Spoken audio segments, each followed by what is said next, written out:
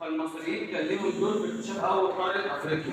اول واحد اكتشف قاره افريقيا كان اسمه ايه؟ تعال عفروف يتكلم. الله ينور. تاني واحد من بتوع مصر اسمه النخاوي الثاني. النخاوي الثاني يجي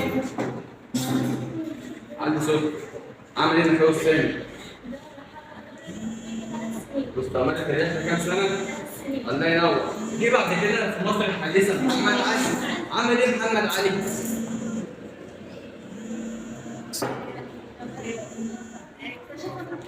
اكتشف منابع ووصل من رسم الخريطة ووصل إلى جنوب السودان. جه بعد كده حفيده الخديوي إسماعيل.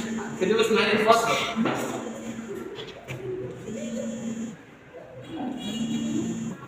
بسرعة الخديوي إسماعيل كده. ماشي عمل إيه الخديوي إسماعيل؟ وصل حكمه إلى جنوب الإيرت واهتم باكتشاف منابع. الله ينور. يبقى دول اللي في مصر اللي اهتموا باكتشاف قارة أفريقيا. دور العرب في اكتشاف قارة أفريقيا كان عندنا اثنين من أبرز العرب. ابن بطوط عمل إيه؟ فين ابن بطوط؟ عارف ابن بطوط عمل إيه؟ عملنا رحلات إلى شمال وغرب أفريقيا. شمال وغرب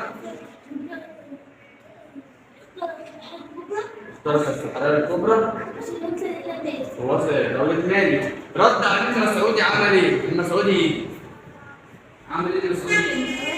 من اوائل الرحلات اللي عملها كان لازم افريقيا وكانت معاها.